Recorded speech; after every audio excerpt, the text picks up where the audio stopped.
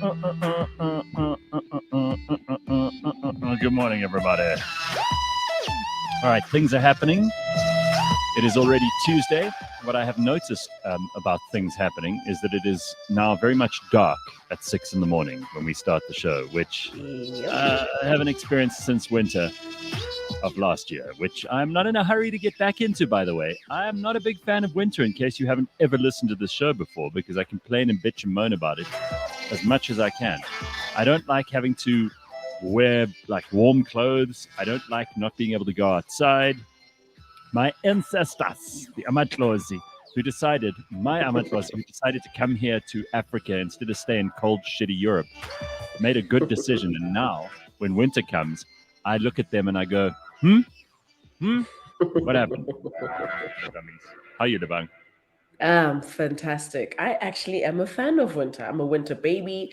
I love fur coats. I love big boots. I love it all. I love the gloves, the scarves, the masks. It's just such a nice time because we actually have to be cooped up in front of our fireplaces and we have to stay indoors. It's nice. Whatever. Don't buy Come it. on. Come So on, G. Michael says, so it's going to be a Cliff and Nabang show. No, we've got Bakh'abantu who's just struggling with the studio. And by the way, again, I said this yesterday, but thanks for standing in and looking after things. For sure, bro. People are very. My audience, as you know, Labang, these people are not easily pleased. So when I go away, I get the shit, you get the shit, everyone gets the shit. I understand. Yeah, but you know, it's not like. By the way, when I say to Labang, would you stand in and do the show? She doesn't go.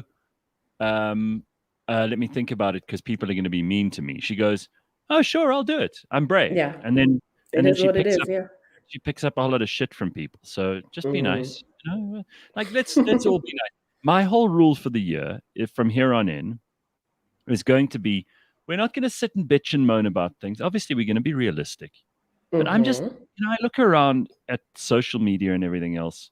I think people are already filling all the gaps that there are for nasty and for angry and for vicious and sarcastic and all of that stuff. There's so much of that online at the moment.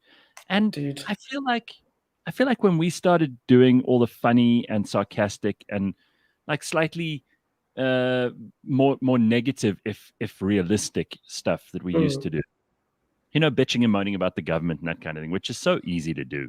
I feel like we've been there. I feel like we've been there and done that. And I really think it's time for this show to rejuvenate and to be offering a different thing for people. I think there's so much inspiring shit we can do. There's so much interesting stuff we could talk about that no one else is talking about. I don't want to spend every morning sitting here moaning about things when we can make the most of our lives, do interesting stuff, talk to the most interesting, intelligent, and vibrant and inspiring people in the world. And I don't mean this is going to be some soft, pathetic, pussified show. I just mean that we're not going to sit and bitch and moan anymore. If that's okay with you, if you listen to this and you're tired of that other stuff that I've just mentioned that I'm tired of, let's start something new. I completely agree with you, G. Like it's what Dr. Hanan said yesterday. It's like where your coins going in the day. Like what are you putting your energy into? And I mean, it's definitely it's hard sitting in your seat. I mean, you can just imagine being a Gareth Cliff fan. You've woken up every single morning for 8 years, and that's the guy that you're listening to. And suddenly this guy's gone, and there's this person just sitting there. It's difficult to sit in your seat, but like. I don't expect to be liked by everyone, but what I am going to do is just continue being myself. And if that doesn't work for certain people, then this is literally the face I'm going to leave with. As I've said a million times, it's better to be yourself, even if you piss people off, because you'll only ever be the second best version of someone else, of anybody else, absolute best. 100%. Anyway, I woke up really early again this morning, and like. I did I've got a laboratory in my house, right? I do chemical. So yeah, I woke up this morning for some reason at like 20 to 4 or 20 to 5. And I was like, well, I'm not going to try and go back to sleep now. I think it's still the results of a bit of jet lag from the trip. And then it's also like, not having anybody else in the house. I'm like, there's no dog, there's nobody. So It's Yeah. a little bit weird. I'm getting used to it still. There's no, because, Carl used to snore the whole way through. So I would wake up in the middle of the night and I'd hear him snoring and I'd be like, okay, there's some other living creature in this house. That's not a bad thing. Anyway, so I woke up this morning. I go into the lab and I'm like, I think I need to unblock my shower drain. It wasn't blocked up, but I was like, sometimes I do these proactive, stupid, weird things. So I go and grab a whole bunch of potassium hydroxide from the laboratory, as you know, as people do. And I go and I pour it into the drain and I pour hot water over it and it fizzes and carries on. That is what drain cleaner is. It's mostly sodium hydroxide, but potassium hydroxide does the same job. And I get rid of it. And then I wash it down the drain. I'm like very happy and chuffed with myself that now my shower is at perfect operating capacity. And then I was cleaning toothbrushes and things in hydrogen peroxide, which is another. Sounds like so much fun. Huh. Hey, I'm on a mission. I said we're going to do things to improve our lives. I'm starting with me. I'm not going to be sarcastic here. So I'm cleaning up shit around the house, but in a chemical sense. And it's really cool.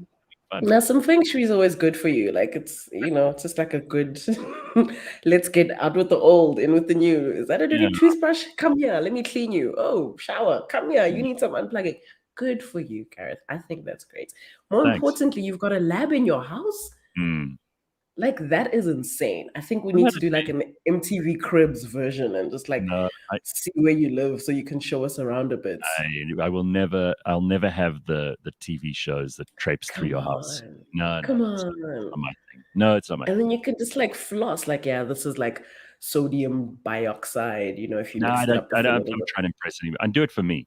It's totally for me, and it's a crazy hobby. And most people have like, they enjoy reading or they enjoy painting or they enjoy like beading or whatever it is, but not me. I have to have a chemical laboratory. So that's my thing. That's so cool. That's dope. So Congo Chris says, no sarcasm on the Gareth Cliff show? Sure, rolls eyes. Well, that's nice and sarcastic. Look, I'm not saying, just like Lebang, I can't be a different person. And sarcasm is part of my arsenal of weapons, and I enjoy being a bit sarcastic sometimes. But all I'm saying is that there's enough nasty and ugly. And I know I've been those things in the past. I've been one of those people who has like cut people down with my words, and I'm not proud of it. At that stage, I thought it was interesting and it made me cool. It doesn't. It's just horrible. And I want to get to a point where we're doing something new. If I'm not evolving, then why would you keep listening to me? Otherwise, you're just going to keep getting the same thing every day. And I don't want that to happen. I don't want anyone to come onto this show and go, ugh, this shit again. Ever. Yeah. And you can get negativity literally anywhere for free on a silver platter. Log into any social media platform, say one controversial thing, and you are the target. It's that easy to get it. Literally. People are selling it for free in high amounts these days. So yeah, it can't be us. It genuinely can't be us. I'm a massive believer, and we even spoke about this briefly yesterday in the free market. And the free market relies on supply and demand. There is an enormous, overreaching supply of negative, angry, vicious, cruel, unkind, uninspiring, dead, shallow crap on the internet. And you can get that anywhere you like, right? Yeah. So I don't want to offer that, because if it's in such high supply and such low demand, let's rather give people something that they want. And that is where I also rely very heavily on the audience, because if you guys want me to talk about something or you're interested in something, chances are I'll be interested in it, and we can all do it together and have conversations that really matter. By the way, speaking of conversations that matter and conversations that don't, I was so sick of the Will Smith and Chris Rock stuff last night. I needed a timeout. I mean, look, I get it. Like, some of the memes were amazing. The Fresh Prince of Bel-Air, you're moving with your auntie and uncle of Bel-Air. That was good. Yeah, it was fun. But I had good friends of mine who were like sending me voice notes like, what do you really think happened? And do you think it was real? Do you think it was fake? And then people sending videos showing that it was completely fake from a certain point of view. I still don't know. I will give you credit, Lebang. You read it and said, this is bullshit from the get-go. You said it's made up. It's a ploy to get ratings. And I think, even though that's really cynical, I think you might be on the money. I think so. Like, what time did we finish the show yesterday? 8? By 8 o'clock, I was enough of it. I didn't expect to go online and still get like this influx of Will Jada. Oh no, Will Jada. Oh no, August Alsina. Oh no, Chris Rock. It was just too much. I was suffocating, and it made it more and more obvious that this is obviously and definitely staged, because there's no way. There's just no. It's like there could be a bomb somewhere and nobody would care. All we'd be talking about is the fact that, we'll done slap the shit out of Chris Rock. I had to mute the words Will Smith, Jada Pinkett Smith. It was just getting too much. Like, and same with me. Like, somebody sent me voice notes like, what happened? Da, da, da, da. I'm like, yo, guys, please, I'm tired. Vyasan says it looked like an old karate movie smack. Chris moved with the motion of the clap. Yeah, there's so much stuff going around that makes it sound to me ever more like Lebang was right. And that, you could see Will smiling before he hits him, which is a strange thing for someone who's angry to do. There's a lot about it that's just very odd, and we've got to remember these people are actors; they are paid to pretend. Professionals. Yeah. I still don't understand why Will would take this risk with his career on his greatest night, because he didn't know he was going to win the Oscar, but there was a huge chance that he was. And to do this to yourself, did. He finally won the Oscar. And if you're going to have your moment of greatest triumph, then don't be a douchebag. And why would you allow Hollywood to tell you, if it's the Academy or whatever, to say to you, well, we need you to up the ratings by getting into a fight with Chris Rock? I don't see how that works, and I don't see how that's going to benefit him in the long run, because there are going to be as many people who are like, yeah, go Will Smith, as there are people going, ooh, what a dirty, filthy, horrible way to behave. So I still don't get it. And I suppose it also distracts people from all the real things. And you see how many people on the internet are desperate for something to distract them from their own horrible lives. That's the truth, right? Yeah. It's really bad. The really sad thing is how many, already at this stage, how many vloggers, YouTube vloggers, content creators, whatever you want to call it, have either reenacted that moment, have either sat down and reviewed that moment, have literally unpacked whatever question you've got about this slap. Then you can find the answer. There's people that have sat for 30 minutes and said, if you turn the camera to the left, you can see specifically that hand is going a bit further down than it should. And if you turn, there's people that have sat and unpacked this moment. And I'm like, you guys are so quick, number one. And number two, y'all really have time. Aren't you guys fetching your kids from school? Okay, you don't have kids, cool. Don't you guys have like work? Don't you have like reports to submit to your boss by midday? It's just like nobody is doing anything with their lives. So they're waiting for the world to do some shit, and then they'll just jump on. And meantime, Joe Biden is basically calling for regime change in Russia and threatening to use chemical weapons. I mean, the guy is completely... Everybody thought Donald Trump was the most insane person to ever occupy the White House. Here you got this old turd. This guy is a serious problem. I mean, I wish that somebody would just switch off his machines so that he shuts up, because he's doing more damage than good. He's busy making things worse, not better. He's meant to be calming it down, being the adults in the room. In a world where everybody's as highly strung as this, you don't need some deranged old senile man running around the nursing home screaming at the top of his lungs about regime change. Please, dude, can somebody just get hold of Joe Biden and calm him the hell down? Yeah, I got Joe Biden on the line. Joe? I wonder how many like hearts he's had. He's like low-key the queen vibes. Like, you're on heart number 80. Dude, it's over. Just let it go. It's but the funny thing, the queen, who's like 90-something, is more lucid than Joe Biden has been in 20 years. It's insane. And everybody's just pretending it's fine. You know? Would you let someone like that operate heavy machinery? You wouldn't. The most powerful country in the world. Right. Yeah. So we'll let him. Oh, we'll let him win a popularity contest and run the most powerful country in the world, have his hand on the nuclear buttons, and we're all worried about Putin being dangerous, but this guy's as bad in terms of his total depravity. He's out of control. Like the White House is issuing statements every day countermanding what Joe Biden's saying. They're like, well, he didn't mean this. It's like we need an interpreter. It's like he's speaking Finnish. Nobody's really sure what's going on with the guy. Anyway. That's what I also saw. Like every time Joe Biden says something, the White House has to clarify. They're like, wait, we just got to clear subtitles. Yeah, he needs subtitles. It's like he's speaking in some language that's died out back in the Cretaceous era. Where were you earlier, Bakh'abantu? Why are you fucking around in the studio? What's going on? Yeah. So no. Late. I thought that was over. Lebang, you killed the jar. You were late like 100 minutes and no one counted. I knew this would happen. I knew this would happen.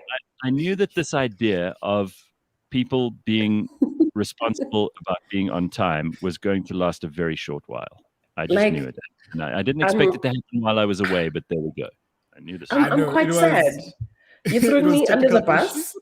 No, I'm not throwing you under the bus. I'm just stating I'm an intern. I also heard your rant about, this guy's just an intern. I am just an intern, Lebang. You're my favorite intern, Bakh'abantu. Sure, you're the only intern as well right now, but you're my favorite intern, buddy. I know. I'll take it. You'll take the compliments where you get them. Hey, but good morning to everyone. Hi. What's the worst way a person has ever pronounced your name? So I've heard. I don't know if it was the worst, but it was like the best one because of the KH, right? I think they thought it was Arabic. This friend of mine, Tasneem, so like Bakh'abantu. I'm like, that sounds pretty cool, but no. Bakh'abantu. Like it sounded like a terrorist threat. I'm like, oh no. Yeah, I'm sorry. Listen, I didn't bomb the Union building. I don't want to be rude, but I flew back on Emirates, right? And you know they do all of the announcements. And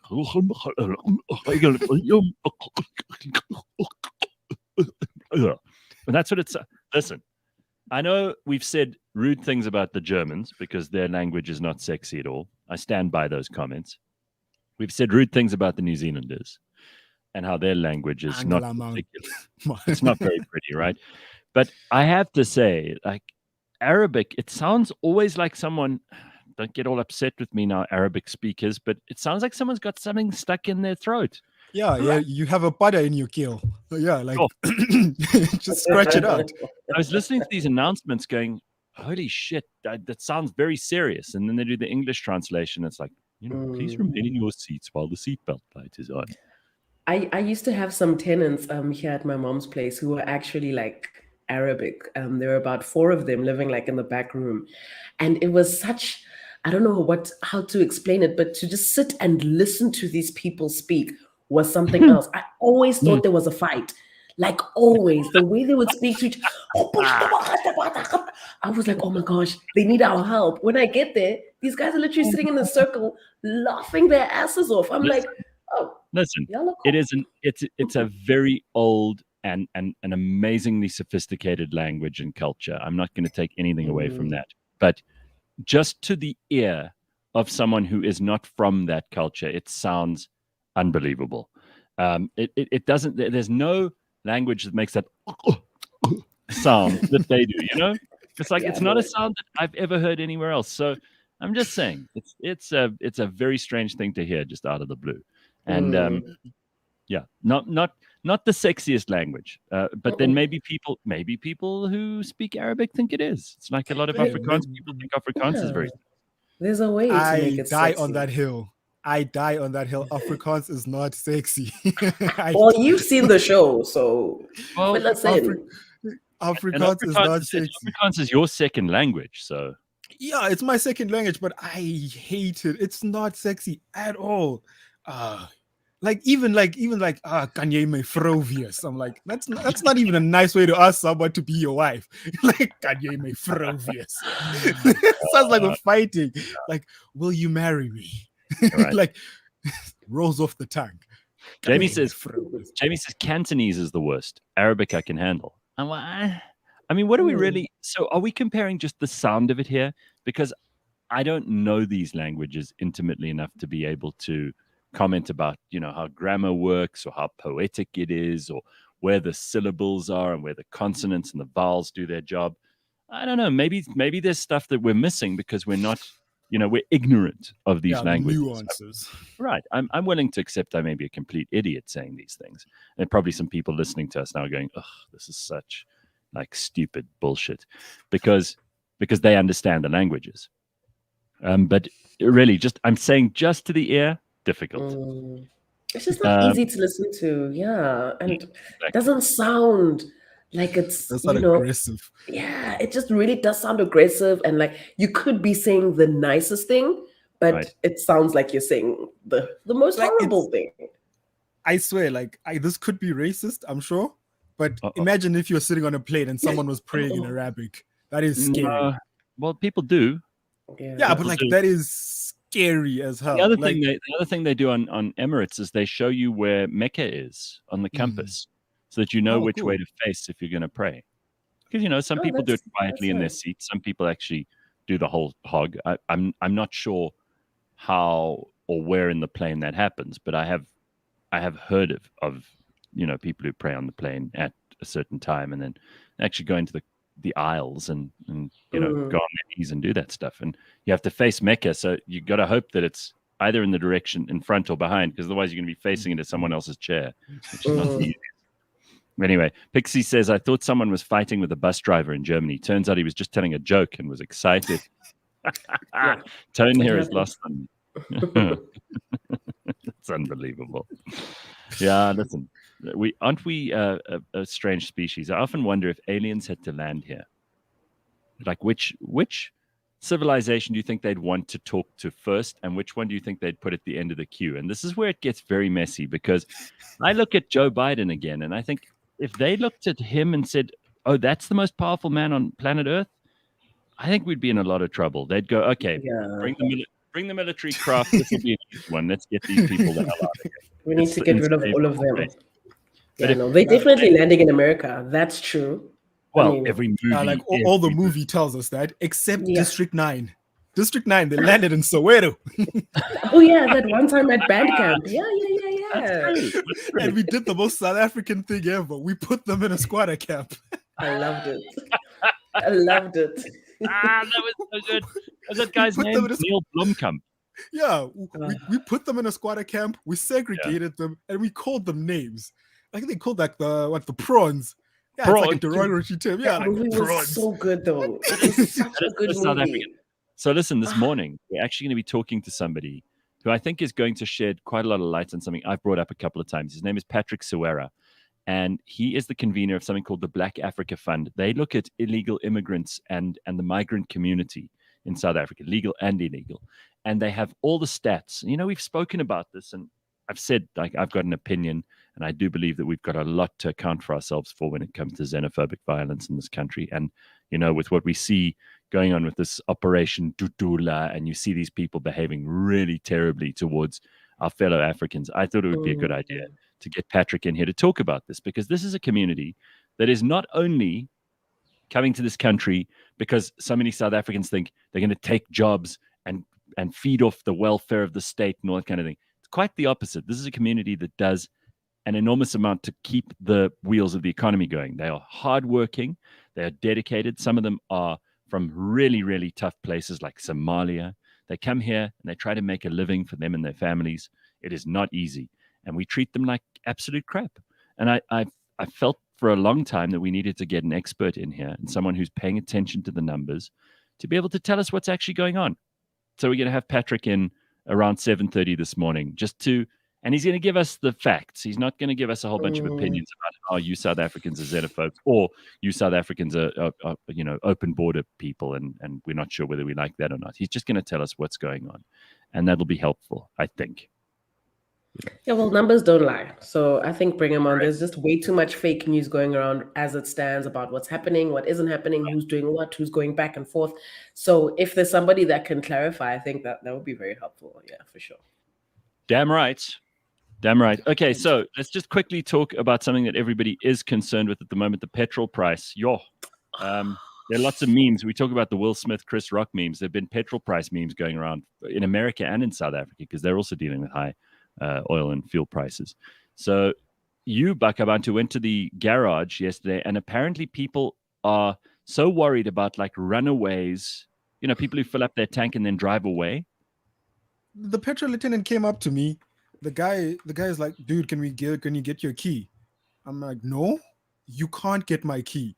He wants your key. Yeah, he wanted my key so I can hand over the key so I don't drive away after he's done filling up the car. Yeah, the car key, like switch the engine off and give him the key. I'm like, no. And then then he shows me a notice, calls the manager. But I don't trust you guys. You guys are just random strangers. Can you fill up my car? But we ended up having like a conversation. They like, no, look at the sign, but next time just know better. Like, we have this problem currently. I'm like, yo, like people are just like filling up their engine and like, bah, bolting. Just like fucking off. Damn. And then leaving the petrol dude with like a lump sum. Because I'm sure like, because even 2 liters, yeah. I've heard horrible stories like that where people will just bolt after they filled up their car. I mean, that's terrible. It's never even occurred to me. I mean, I have sometimes arrived there and filled up my car and suddenly realized, oh my God, I don't have my card on me. And who carries enough cash to fill your tank? You'd need to go to the ATM 4 times in a row. So then what I did, this happened to me once, but I mean, it felt like I was so embarrassed. So I said to the guy, look, I know you filled up my car. I'm going to have to go and get my wallet. I didn't bring it with me. And I live like 5 or 10 minutes away. Do you mind? And he's like, nah, it's fine. Come back. But I thought, I wonder how many people have done that and then just not pitched back up. It comes out of your salary, bud. Because I remember this one dude begged my mom. Because my mom was like, I just need petrol, like $200. And the guy, I think we went 500, 600. Mom was like, you're lucky I have it. Sure. Okay, but because the guy explained it, he's like, it comes out of my salary. I just gave you free petrol. My mom was like, no, we can pull up the cameras. You heard me say 200. The guy was honest. He's like, wow. No, you did say 200. It slipped my mind. I'm sorry. But this is Boksburg, Gareth. So like, you should have led with that. Lead with the Boksburg part. I have to say that this is something I really love about our country by and large, is that people are always willing to help and they're willing to understand, whether it's the customer or the service provider. You don't see like those angry videos like you get in America where people are like, F you, I told you to put 200 and you put 500.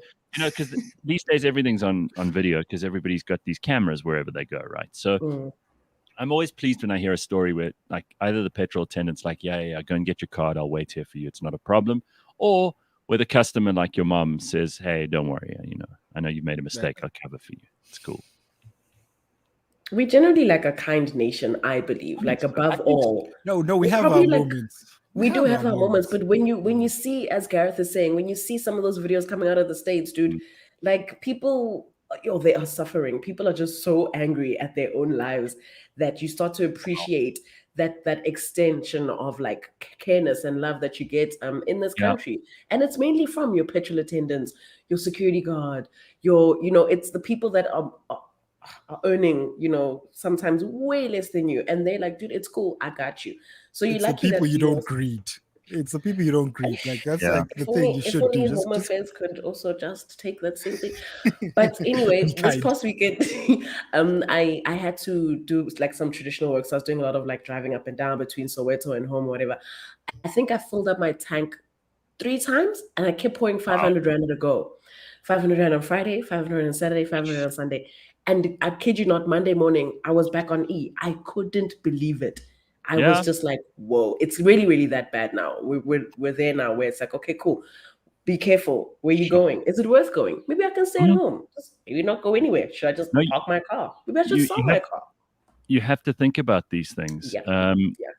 It's incredible. So Yonda says, Gareth, why don't you use Apple Pay? But he spelt it Apply Pay. So Yonda, I know what you mean. Apple Pay. I do use Apple Pay, and I actually used that at the garage the other day because I had my card and I thought, let me try this, and it works like a charm. I like it. It does.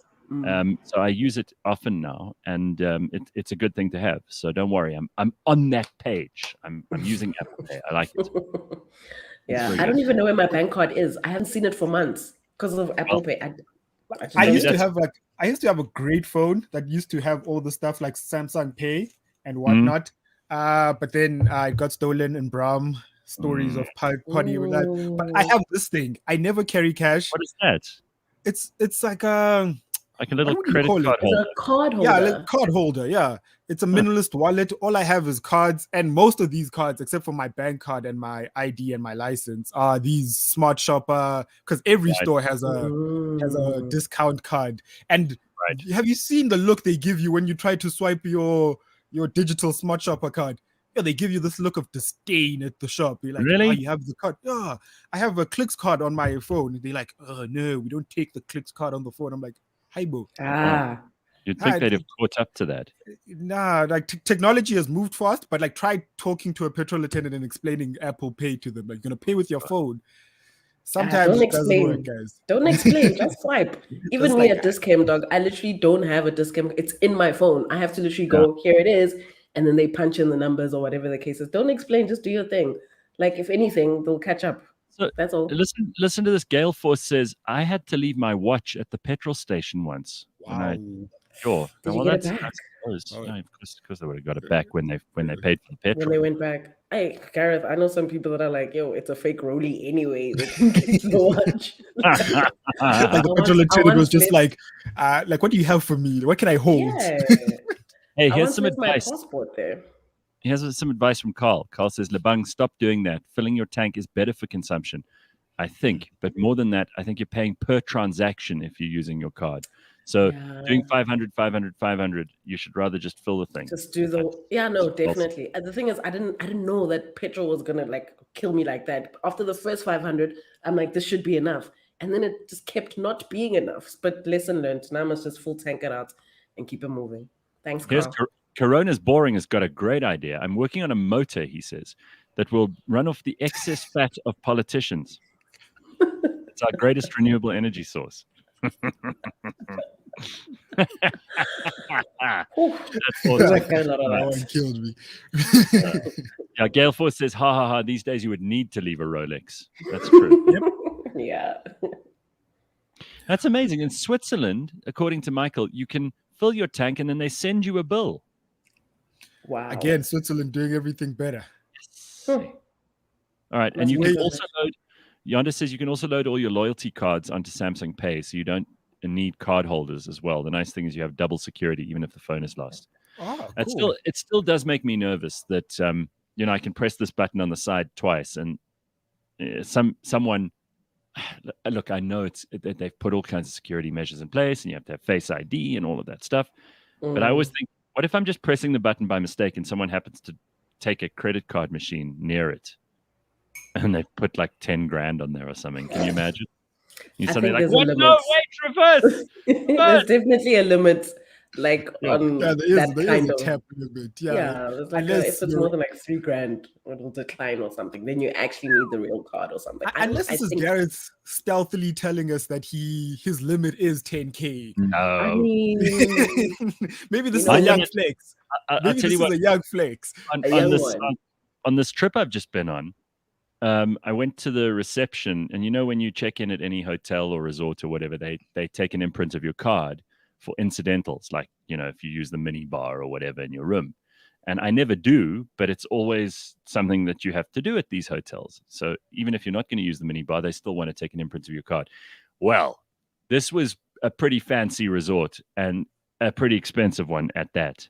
And when I saw the amount that they'd reserved, I went, because I knew, like, if I needed to use that credit card for anything else, I was already over the limit. There was no way. In other words, thank God I had some cash as well in dollars, because otherwise I would have been deposit maxed you out. Dude, it did. I'm not even joking. Yeah, stay away from the bar fridge. A lot of money. No, I didn't. That bar fridge was like, I thought they must have kept solid gold in there for the amount they took off of me. It was crazy. I got that some of the Incan Mayan gold there. Dude. All right, so a couple of things here in the news. Let's just see what's going on, because otherwise people will say we're not paying attention. So government has invested R1 billion into a natural gas project in South Africa. Now, this is what I think governments should be doing, is investing. We've got all this natural gas in like parts of, this is the Northern Free State, like Welkom, Virginia, and Tennessee. Now, there's nothing else happening there. And they're going to put it in to see 10% of Tetra4 sold to the CEF, the Central Energy Fund, subject to the completion of conditions. Now, if they can find a whole lot of gas there, and this is amazing. This is not just natural gas. They're also looking for helium, which is it's an inert gas. It's an element on the periodic table. It's something that you have to have a strategic reserve of, because helium is not available on Earth, except underground, where it's been trapped underground. And do you know how that helium that's trapped underground is made? By nuclear, the deterioration of nuclear materials over their half-life. They obviously start to break down, and that nuclear breakdown releases helium nuclei, which are then joined by electrons, and that becomes helium gas. And the only place that you can find it is in like underground caves and underground openings, underground sort of spaces. And most of the helium, if it gets out of those underground spaces, goes straight through the atmosphere because it's so light. So countries need to have this stuff, and they're looking at helium as well as natural gas. I think this is a good idea. Finally, governments, instead of just pouring money into like Ace Magashule's personal bank account, they're trying to find ways to better this country. Like this is a net positive. Right. So let's see what happens. I mean, I would really like this to not be mismanaged into the ground, if you pardon the pun, like so much is. But let's give the benefit of the doubt until we see what's going on here. And obviously there'll be private business involved, because I don't think anyone in the Department of Energy is necessarily a massive science or technology person. I don't think we're equipped to deal with explosive gases. No. They get the right people to do it. So luckily, helium's not explosive at all. That's one of the reasons that they like to use it. And it has many uses, especially in scientific and technological applications. So let's see if this happens. But again, Congo Chris is on this. He says, why don't we harness the power of our gassy politicians? See, and that's another good thing. Yeah. Right. All that method. Have you ever lived at a time where people hated politicians as much as now? I don't think I can remember one. I really don't think I can remember one. Okay, so Russia has scaled back its ambitions. Now, this is an interesting story. Amid intense resistance in the Ukraine war, it turns out that Russia has signaled it may dial back its war aims to focus on eastern Ukraine after failing to break the nation's resistance in a month of fighting. This is obviously a very impressive feat on the part of Ukraine, because I think most of us thought Russia would just roll over Ukraine, It was going to be it was one and done. Yeah. Right. And Russia's now said that they may just pull some of that back and make their ambitions a little more realistic. The possible shift came ahead of a planned meeting by President Joe Biden with Ukrainian refugees in Poland and talks with his Polish counterpart in Warsaw before he gives a speech on the brutal war. Now, you can only imagine how he's going to screw up and mangle that speech. But Russian President Vladimir Putin has ordered the February invasion to destroy Ukraine's military and topple pro-Western President Vladimir Zelensky, bringing the country under Russia's sway. According to Sergei Rudskoy, who's a senior general, he suggested a considerably reduced main goal of just controlling Donbass, an eastern region already partly held by Russian proxies. His surprise statement came as a Western official reported that a seventh Russian general, Yakov Ryazantsev, these names, had died in Ukraine, and that a colonel had deliberately been killed by his own demoralized men. So it's not all easy pickings for the Russians. Yeah, like the Russians are posting high number of casualties on their side. So you have a lot of Russian resistance. Morale is down. And I even read an article where they're thinking of maybe Ukraine could be split down the middle like North Korea and South Korea. And we all know North Korea is best Korea. So I guess Russia, Ukraine would be best Korea. Yeah, I got you. You know what? You should be our Minister of Foreign Affairs. You'd make a lot more sense than Naledi Pandor and Cyril when you talk about Well, Naledi Pandor wanted to be in that ring with Elon Musk and Putin. Yeah, she did. She did. But then Cyril gave her a smack and told her to keep quiet. He's going to make the foreign policy decisions. Imagine if our power grid ran on politicians' bullshit. People are very obsessed with this idea that we can make I just got to remind everybody who's thinking this way, what on earth do I have to do to convince you that even the byproducts of politicians are not particularly useful. We cannot harness anything of value out of these guys. Can we just put this idea away? I mean, I love the creative thinking, but I don't think this is going to work, guys. I encourage the creative thinking. I think this is great. We are onto something. Keep the ideas coming. I am here for it. Kim Jong-un has just chimed in. It's always nice to have one listener from North Korea because no one else has the internet, saying, there is only one Korea. Yes, sir. Mr. Chairman, we agree. Great correction.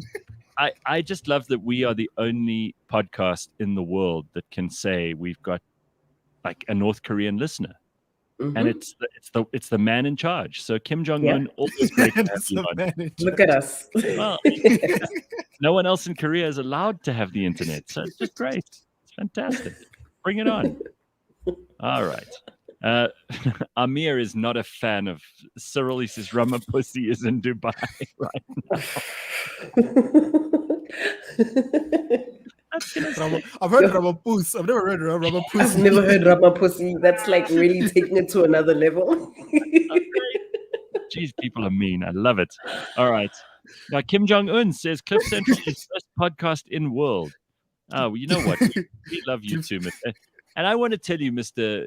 Kim Jong-un, I want to tell you that we are not going to interfere in your sovereignty. We do not express opinions about how you keep your people underfoot and you don't allow them out of the country. You don't allow any information in that you don't approve of. We're not going to say anything about that.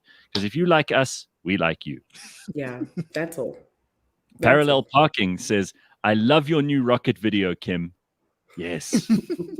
By the way, did you see that rocket video? Do you know what I'm talking about here when I bring this up? I know about the rocket. I don't know about the video. Okay, there's a video that North Korean state TV released of Kim inspecting this rocket launch, but they don't even show you the rocket launch. They just show you him like inspecting, and all his nervous generals are standing there like because he will kill some. Kim, I don't mean to speak out of turn here, but sorry, Kim. Yeah, it's been said that you will kill generals of yours if they are not.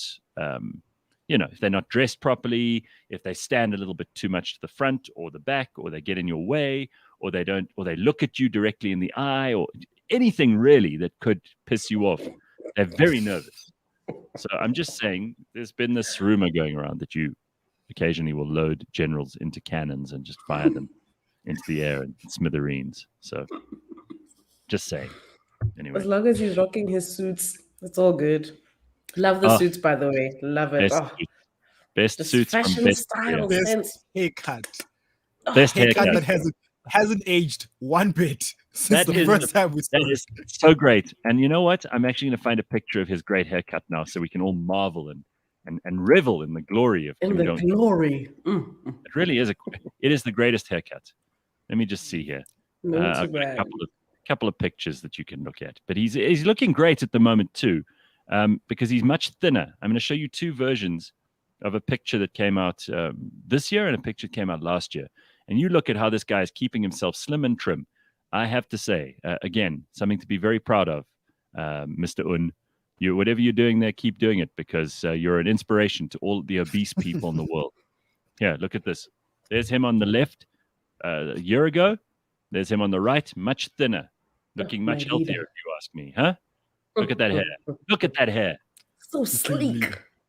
Look at that suit. Come on. Come on, honey. God damn. That's good to see. You want some? You want some of that Kim? I mean, hey man, bring it on. I've got my chopsticks ready. Let's get it.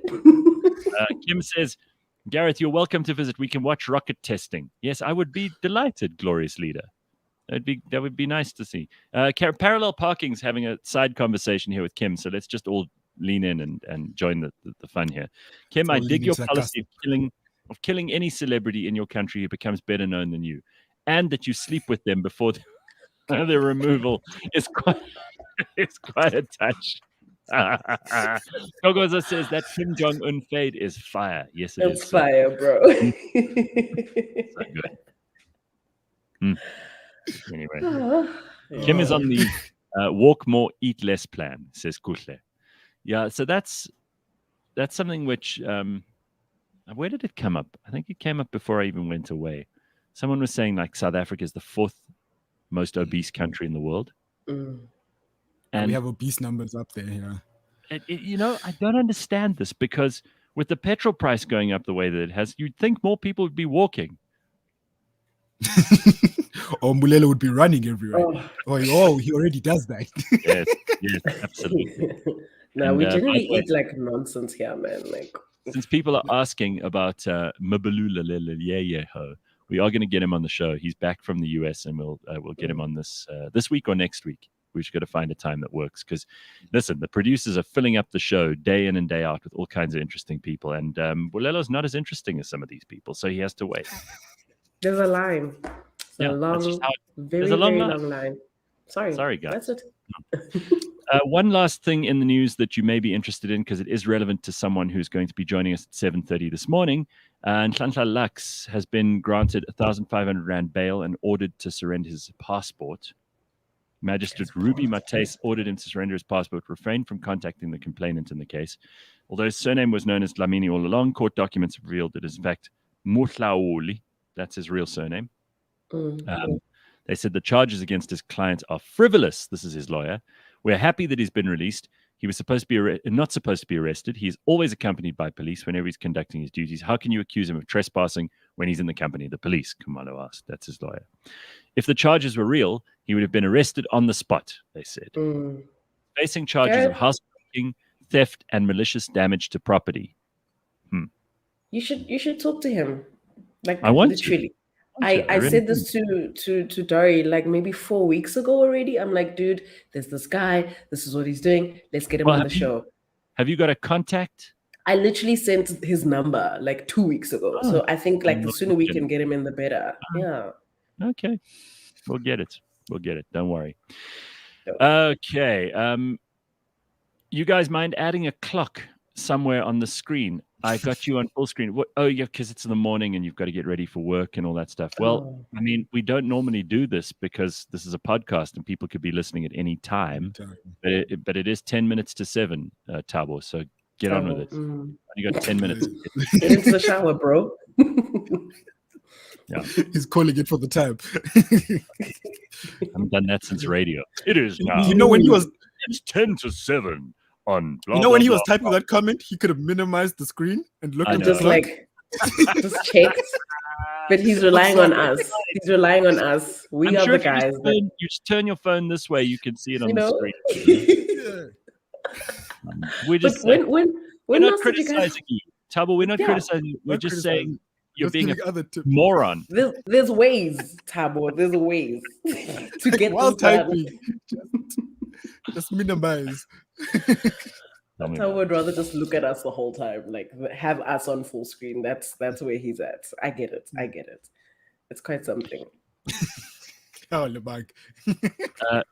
Have you ever done that, Bakh'abantu? Have you actually gone home and watched the show like on a big screen? It's actually quite entertaining, dude. I kid you not. I'm not just making this up. I can't listen to I can't listen to voice notes. I can't listen to my voice. Also, I can't look at myself. Well, imagine how the people who are listening to you right now feel, because they can't either. Hey. Dude, you set Gareth up for that. You literally set him up. I saw it coming. I was like, oh, okay, let me put. I love it here. Hey, I want to say on this walking thing. So while I was in Mexico, I walked on average between 5 and 7 Ks a day. Just instead of like doing the short distance stuff. And obviously I was in this resort most of the time, so I had, no option. I mean, I could have caught the little golf carts that were going up and down, but I don't think it's that hard. Even if you just walk around your house, your garden, your neighborhood, we have space in this country. There's no reason not to. And it doesn't take you a long time. If you're listening to the podcast, for example, then go for a walk at the same time. You might be able to do. It might be best for you to do that in the evening rather than the morning. I don't know, but we can all do this. I really don't think that that South Africans prioritize this stuff. And I'm not saying, again, we've got to be so clear about this. I'm not saying that poor people who have to walk somewhere, and so many of them do. So many people have to catch taxi A, B, C, and in between they're like running between taxis. I'm not talking about those people. I'm talking about the rest of us who sit and watch TV and flick through the channels and then complain about how fat we're getting. Sound like I blame Uber flex Eats. there. Yeah, well, exactly. Gareth, people are unhealthy because cheap food is unhealthy, i.e. fish and chips or quota literally goes for 20 rand. So people are more likely to get fat. Well, that is correct, Lebogang, but who doesn't have a window box or a pot to grow some veggies in? I mean, you could do this. We've had people on the show who have shown us that you can, with enough pots on your balcony or hanging outside your window of your tiny little flat, you can still grow vegetables. But people don't want to. That's actually a myth. Too much work. This work. cheap food it's a myth. Like, cheap food is cheap now, like in the moment, because you don't want to go buy the veggies and the whatnot. But in the long run, the veggies are more. It's convenient. It's not a thing.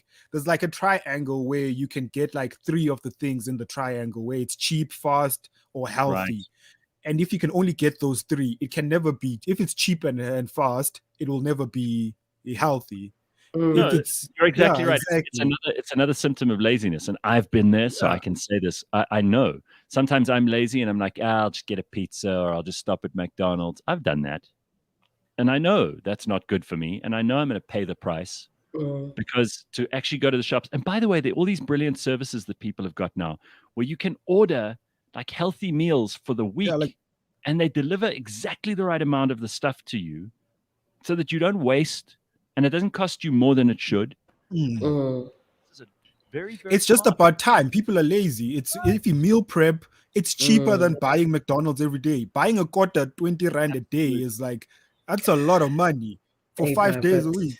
That quarter's delicious. Yo, when last did you have a quarter, bro? Ooh, there's days when you're like, okay, fine, I surrender.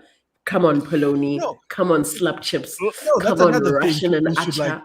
That's another thing. People should not fall into that trap of thinking you can't have nice things. You can. You can also make healthy food nice, but it just shouldn't be. You shouldn't be like binary. Like, I can't eat a quarter or I can't eat McD's. Just don't do it every day. Yeah, there's a balance. Look, there's definitely like a myth. About healthy food being Instead expensive. Instead of taking the lift, take the stairs. It's just a small change that does better. Walk more. Thank you. Yeah, take the stairs. Eat less, walk more. It used to be eat less, run more, but I'm giving people a chance.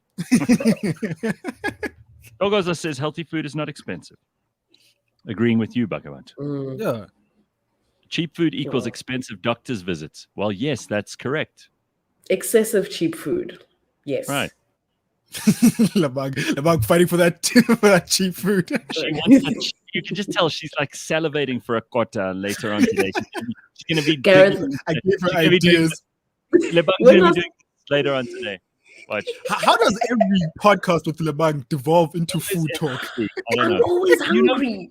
The way you I'm talk, hungry all the time. That's why I'm just a starving human. It's because you're pregnant at the moment, and I think you have cravings. Yes, it's not even cravings. It's not cravings. It's just eating all the damn time. Anything I see must go into my mouth. That's all. It is cravings. You're craving a quota. If that isn't a craving, I don't know what a craving is. Enon says the only thing I can grow is grass. I gave up on growing anything. They just die. Well, all right. You'll have to buy. If you can't grow, you must buy. Sorry. I'm going to bring those to the office today. Gail says it's too dangerous to walk in any street in South Africa ever. So sad. That's not true. There are lots of places where you can walk.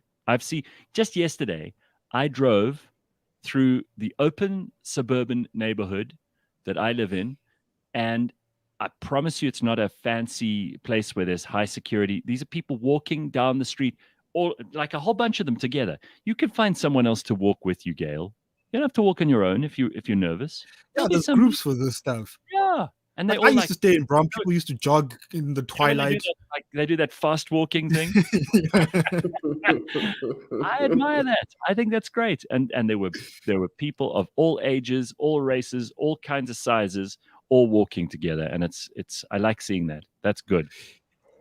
If South Africa is dangerous, but there's what do you call this thing? There's a club where they bike ride through the CBD, like Maboneng, like bad side of Joburg.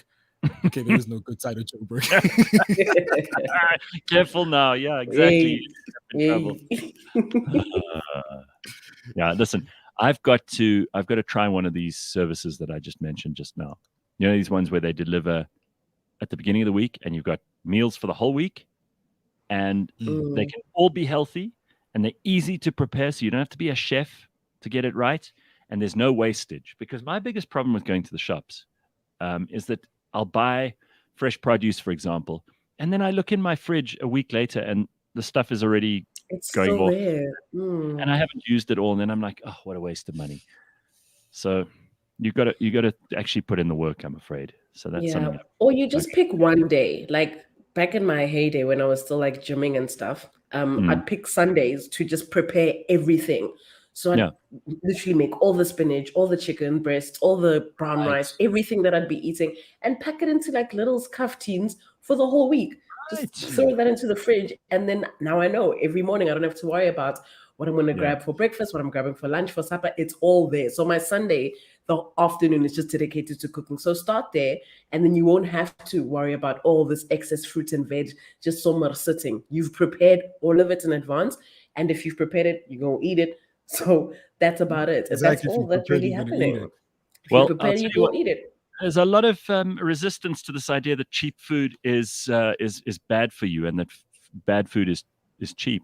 Sanele says it's idiotic bullshit. Wow, not mincing his words.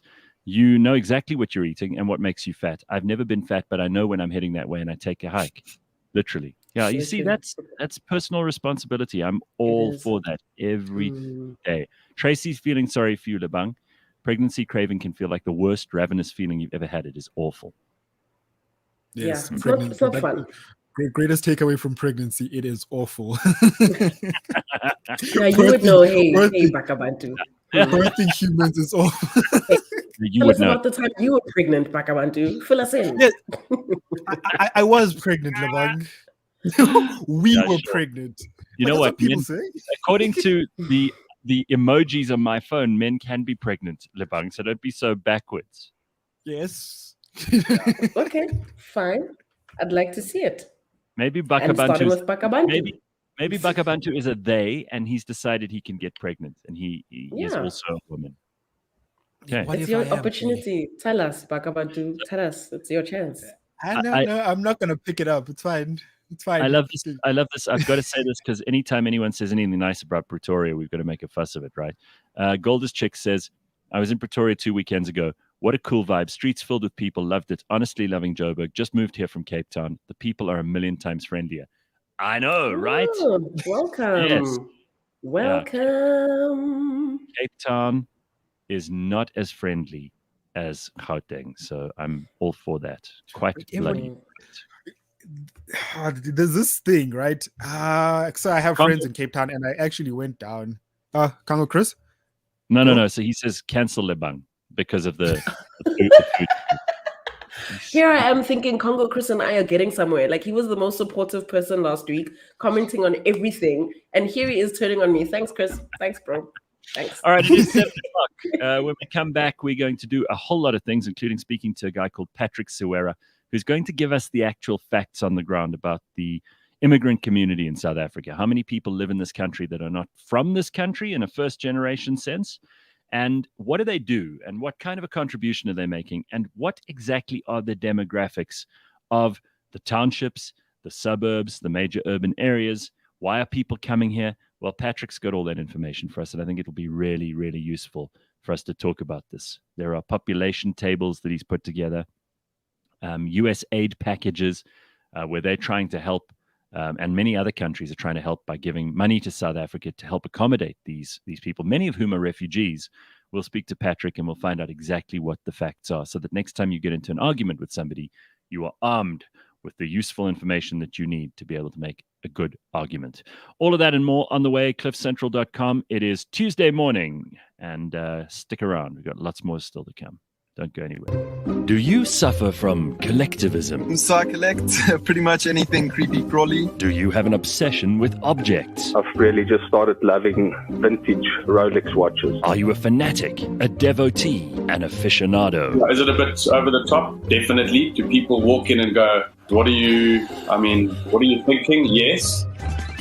Cliff Central dispenses a weekly dose of collectomania. Join me as I talk to compulsive collectors. Fascinating. He sold it to me for R1 million. That watch eventually sold for R8 million. Possibly a little weird. The tarantulas are definitely by far the most impressive. Collectomania, Mondays on the Gareth Cliff Show. Brought to you by SA Gold Coin Exchange and the Scoin Shop.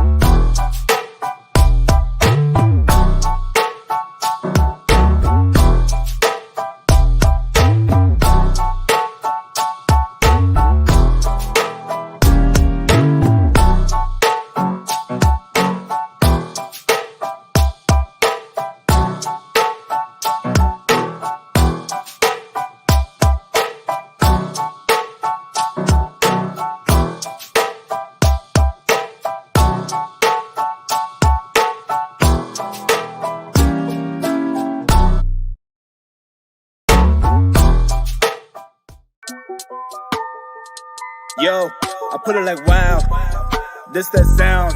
These oaks don't work hard like me, I hope they know by now.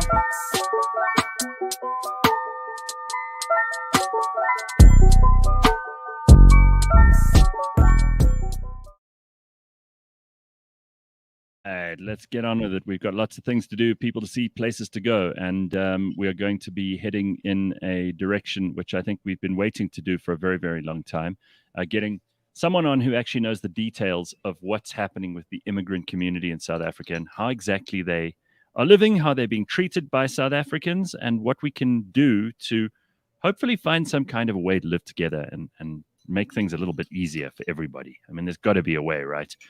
You can't stop people from moving from crappy places to better places. And if we're considered a better place, we should be proud of that, and we should be able to accommodate people where it's possible and where it's legal. And I would love to have this conversation. We will have this conversation with Patrick Sera, because we do live in a country we've got huge problems. I am a massive advocate for the migrant community in South Africa, because I believe that they are making a massive contribution and that their role in the economy is enormous. But I don't have any facts to back this up. So Patrick will hopefully be able to help us with that a little bit later on. Okay.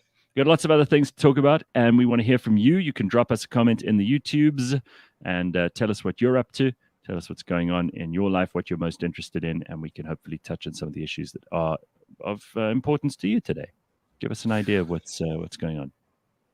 Now, I have a quick question, Gareth. Like on this thing, on every matter that always comes up to the internet or Twitter or what, why are people always binary? Why is it always either you are for it? So in other words, if Gareth says, I support the migrant, like, immigration or whatnot, then everyone takes for granted, Gareth is open borders. Gareth is let everyone in. Or if I say, wait, I have questions.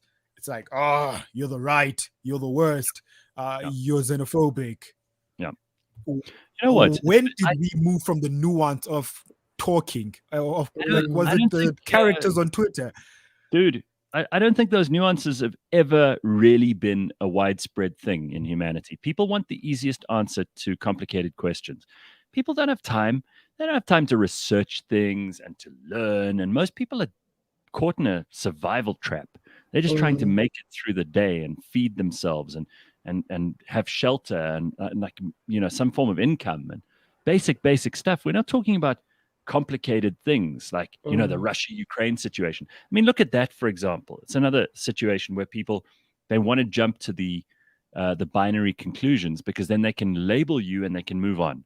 They don't have to spend a whole lot of time thinking about it. So, if you say, well, I don't know whether Ukraine is really a great example of a liberal democracy in the world, because we know Vladimir Zelensky kind of locked away and severely persecuted the opposition party, right?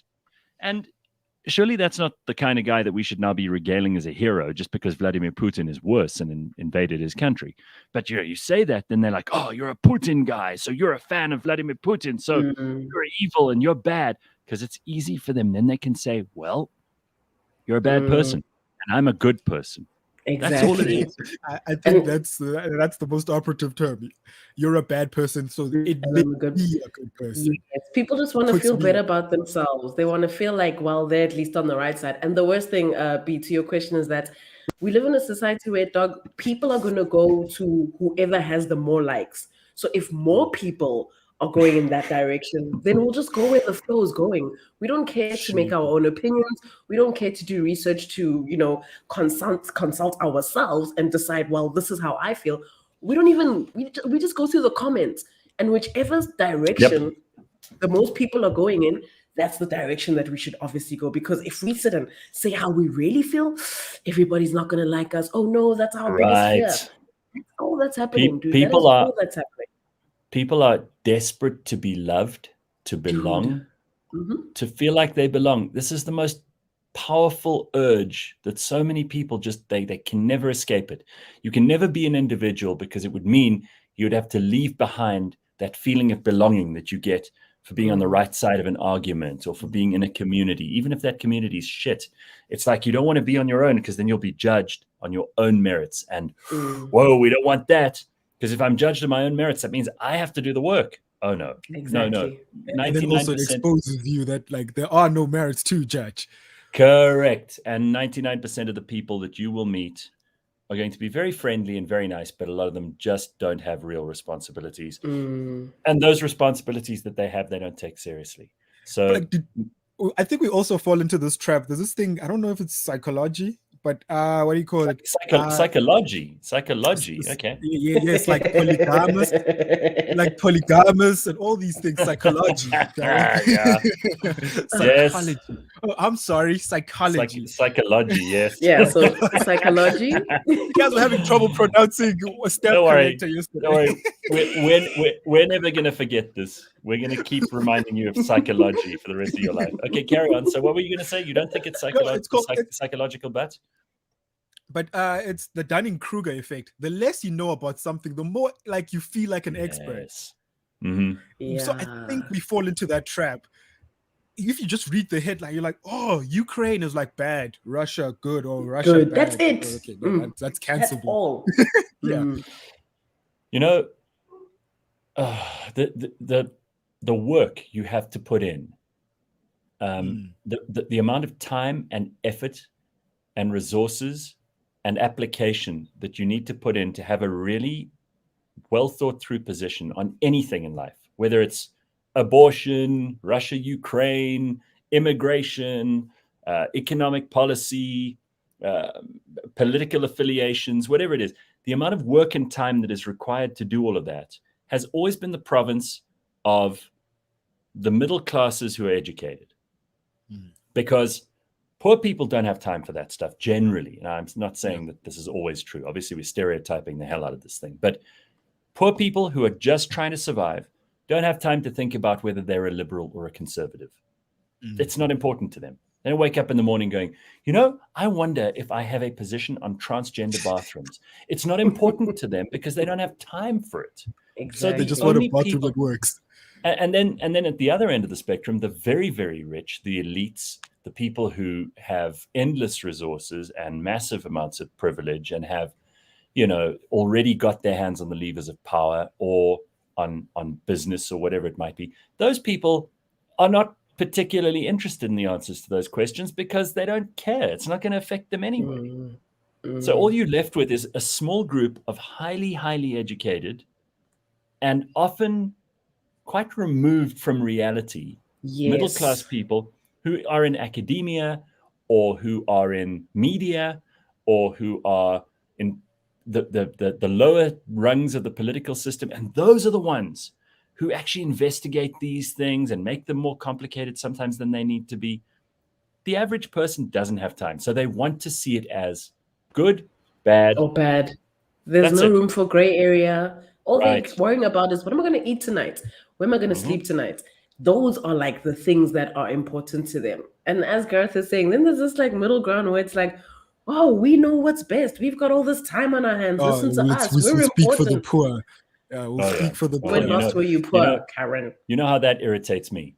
I mean, when you've got people who have absolutely no idea of what it's like to have nothing, and then they've got tons of opinions about what those people want. Like, please, do me a favor. And you've got a lot of them, hey? In politics especially, you got a lot of them that come up out of the... They're like, oh, I'm speaking on... Who gave you a mandate, honey? Dude. You know? And the worst thing is when they switch up their accents. Like, it's actually pretty scary. Wow. These people are also actors. Like, you have a conversation with them, they're like, hey, how are you doing? These people went to St. David's, St. John's. The minute they get into politics, my people... I know what is happening. Listen, comrade. Right. Comrade, listen to me. I know the struggle. Nigga, you don't know any struggle. You were literally like living your best life. What do you mean? It's all just a game. And it is a game. It's the game. It's a game. It's plain game. That's all. You know, this is just a quick explanation, because I think you mentioned the Dunning-Kruger effect, and I think he has a pretty good synopsis of what that is, because I really like this. The way it's been put here. Where is it? Here. From Congo Chris. You either know enough to think you're an expert, but not enough to know that you actually are not. Yeah, I think that's the textbook. Yeah, the textbook explanation. Well, anyway, a lot of people agreeing and disagreeing about stuff that we haven't even got into yet around immigration. We'll talk about that. But you know what I like about this show, and what will always be welcome in this show, is the range of opinions, because we are actually interested in knowing what everybody thinks, and particularly those nuanced points of view and positions that give you a much more useful take on what's actually going on. So we're always going to try and find people, especially on things like the Burning Platform, who have different points of view and who come at a story from places that you don't expect them to. Otherwise, what's the point, right? Steph, on this matter, says the lecturer that was on the Burning Platform last week had a really good, or really knew his stuff. A pleasure to listen to. So that's quite nice. Didn't Muzi Maimani do that accent swapping thing, says Carl? Like clockwork. Always. Like clockwork. When he gets home, it's, honey, I'm home. During the day, it's something completely different. Oh, these people can act. Tracy's reminded me of a conversation that I had with an American woman who was all about defunding the police. She was a Harvard graduate who was for defunding the police, and I argued with her, and I brought a couple of facts to bear, and she just completely collapsed, and then she pretended that her internet connection had gone down because the argument got too hairy for her, and she had nothing on her side. So that was lots of fun. I think you can still find that on our podcast, so just go and look for it. It's a fun one to listen to if you feel like hearing somebody just completely, and again, like academia has a lot to answer for here, because they give people degrees and stuff that is not useful, and they teach people about ideology rather than any kind of practical application of anything. What is. And therefore they're doing them a huge disservice, especially in a country like America, where a college education costs you hundreds of thousands of dollars. At a big, like, famous institution like Harvard, you're paying through the nose. Even if you have a scholarship, there are people who are forced to take up 3 jobs after that to pay for their degree, and then their degree is in like defunding the police. Do me a favor. No one's interested. Come on, honey. Go and get a real job. Yeah, no, that interview was sad to watch. It was sad to listen to. It was just, yeah, it didn't go well for her. And I was hoping, just hoping a little bit that she's gonna Maybe be she'd able pull to something. do this.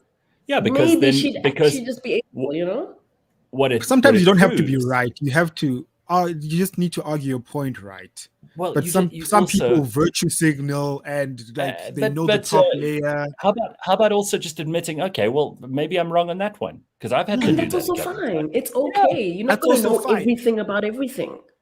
And then you don't make the whole of Harvard look stupid because that's what she ended up doing. She made also Harvard University. This is a woman doing a doctoral thesis at Harvard University, and she was out-argued by some idiot who does a podcast. Come on. And never devolve and never devolve into victimization.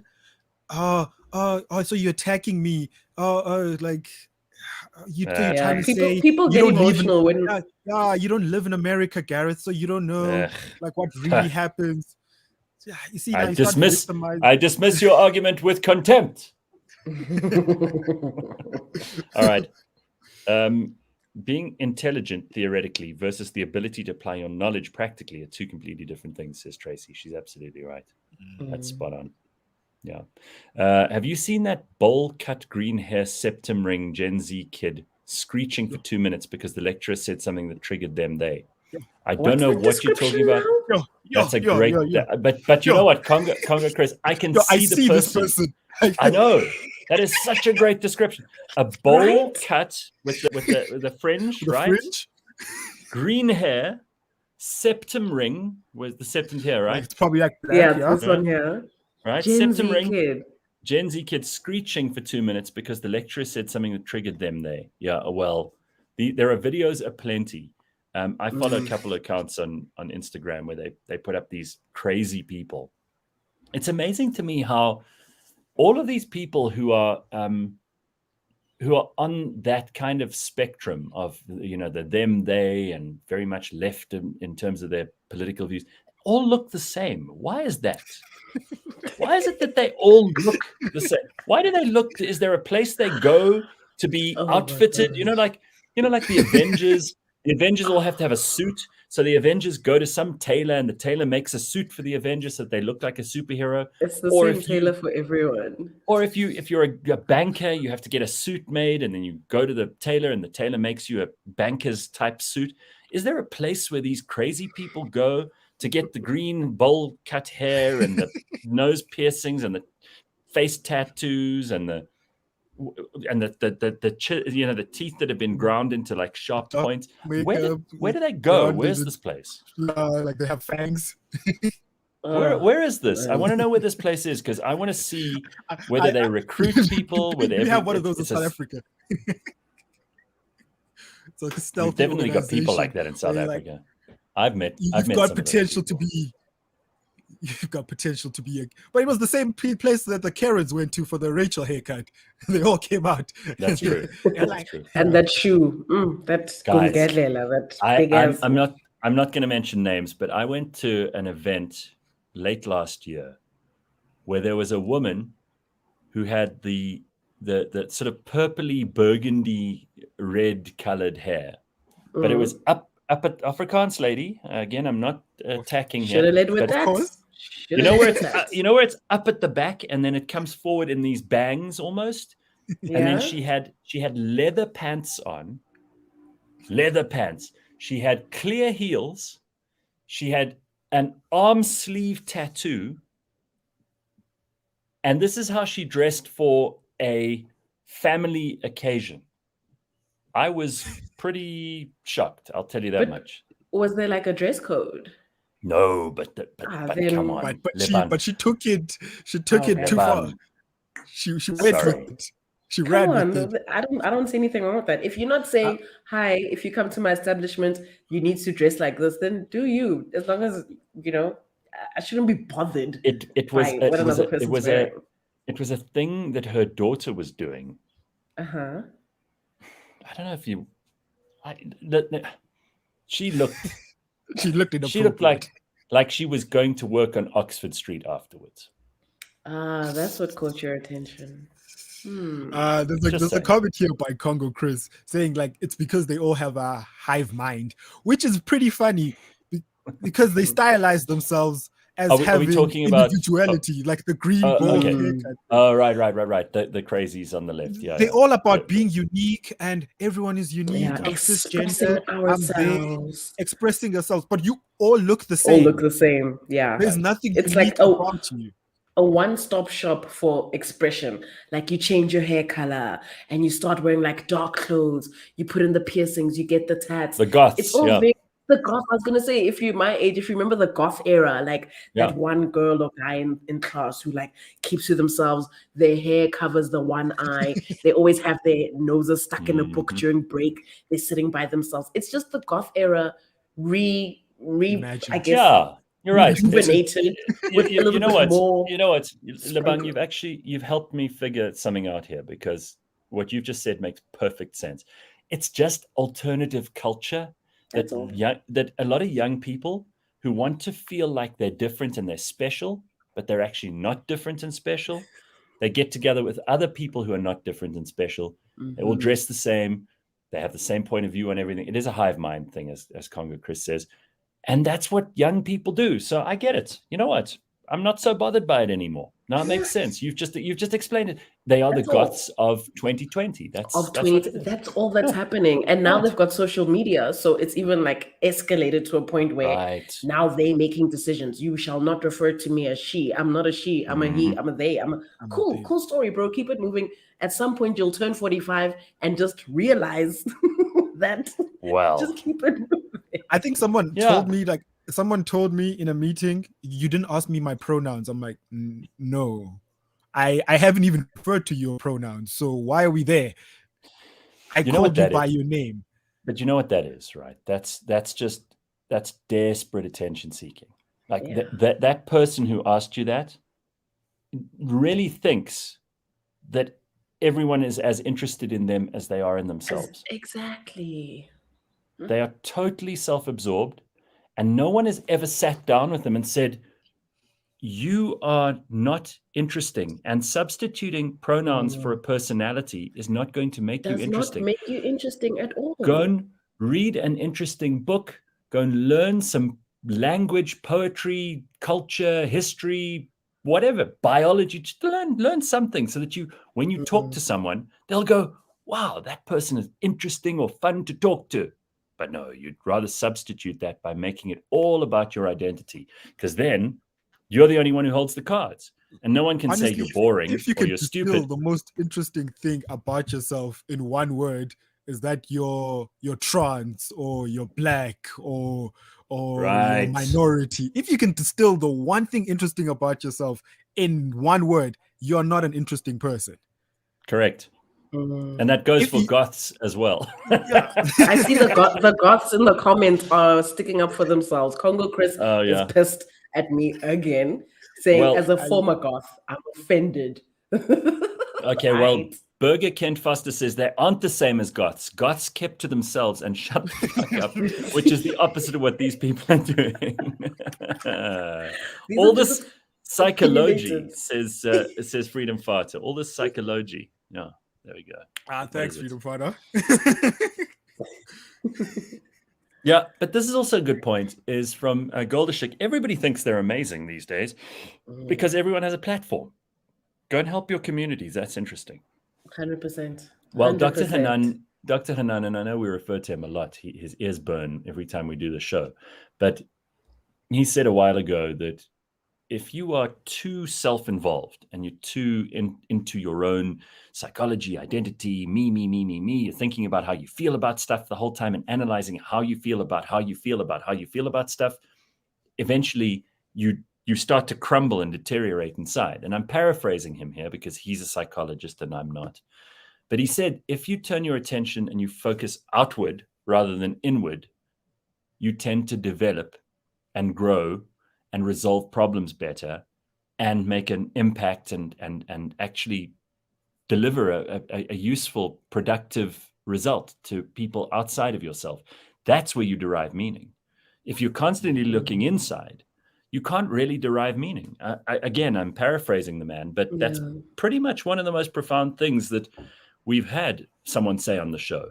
We're all so into ourselves, doing these personality tests and going to shrinks and lying there on the therapist's couch all day and talking about your feelings. And you know what? Focus outward. Try and help other people. Do something for someone else. Stop thinking about yourself. Right. And it's just not about you, dude. And maybe you'll look back in a year's time and go, well, I've actually improved because I wasn't just obsessed with myself for about a whole year. Anyway. Yep. All right. Well, listen, we got to leave that behind because I've been telling you for the last hour and a half about our guest this morning, someone called Patrick Sera, who is going to join us. He is the convener of the Black Africa Fund. They aim to negotiate non-permanent residency permissions for the 15 plus million newcomers and immigrants that reside without the legal permit of the national government of South Africa. It is a reality. Now, you can either get upset about this or you can listen to what Patrick's got to say and learn some things, and hopefully we'll all come out of this a little bit smarter. Patrick, it's great to have you on. How are you? Patrick, can you hear us? Hi, Gareth. I can hear you. Hey, how are you? Good, man. Excellent. I'm great. So, Patrick, good. Listen, first of all, just tell us a little bit about the Black Africa Fund and what you guys actually do, just so we can have some context. And then tell us about the work that you're currently involved in South Africa, just so people know. Right. So we're an immigration fund, and what we're doing is basically putting together an approach around the inclusion of newcomers, as we call them, into the South African, economy or society formally. Now, you must understand that Southern Africa, right, as a region, has always been open for multiple ethnicities and multiple nationalities, whether it's back in 1860, whatever, up until now, and so colonialism drew new lines. Those lines still there, and those lines hamper productivity. And what we're talking about, what we're saying is, listen, we're not dealing with anything new here, right? Black Africans have been migrating back and forth across Southern Africa since time immemorial, right? And we need to look at that and say, okay, fine. That's always been the case. Now that we've got a new nation states, that recognize certain borders, how do we manage, right, the legal implications related here? And so that's what we're trying to do, really. And we have approached it in such a way where we say, okay, fine. The newcomers, right, people being referred to as foreigners right now, they're not really foreign to Southern Africa. Southern Africa is always an open plane for these groupings. We're saying the newcomers are going to make a financial aid contribution to South Africa as it sits right now, right? And we're talking about significant amounts of money, right? Well, can I just say that I don't like the term aid here, because when people hear aid, they think, oh, it's helping people with money that comes from outside. The actual economic contribution of the migrant population of South Africa, I'm interested in that number, but let's just look at the numbers of people in South Africa. I mentioned in the introduction, 15 plus million, and people are already in the comments going, wow, that's a huge number. Is that the best guess we've got at the total number of people in South Africa who are not permanent legal residents?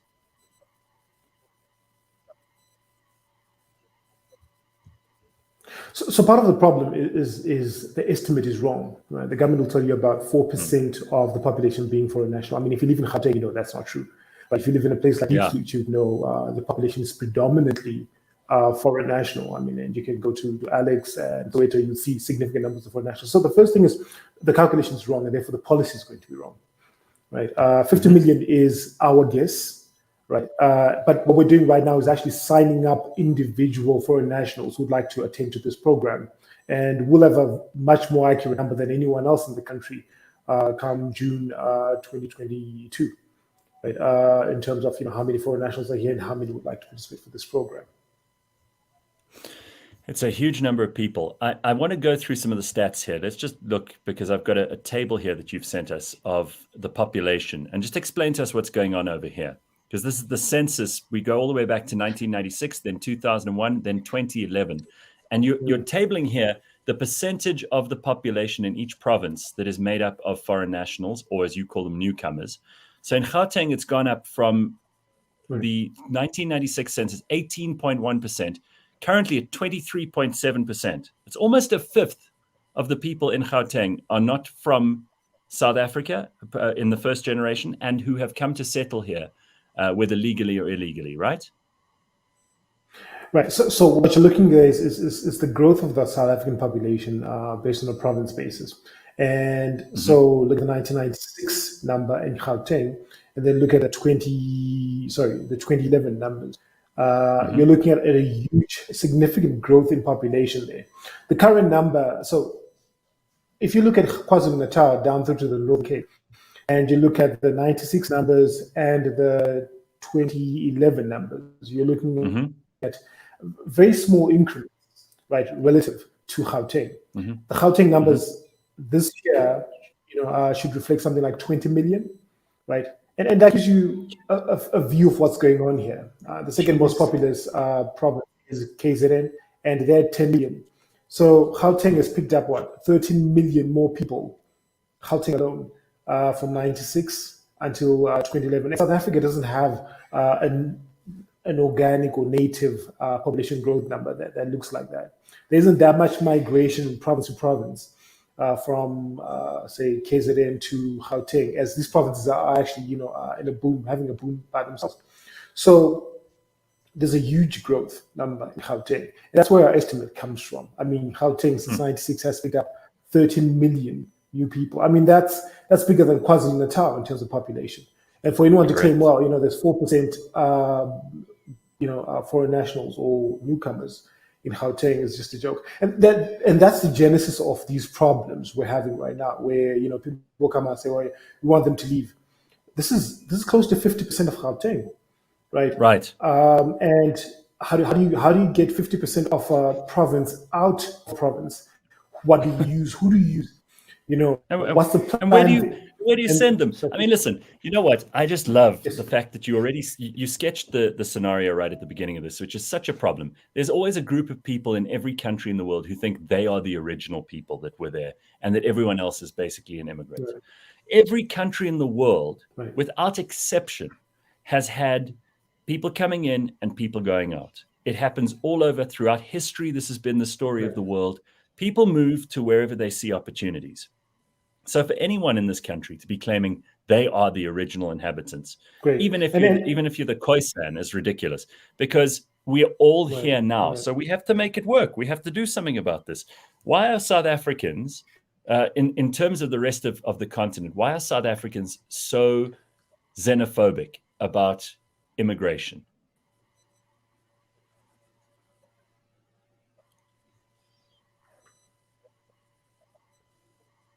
Well, I'll be honest with you. I don't think South Africans are xenophobic at all. I think that 2024.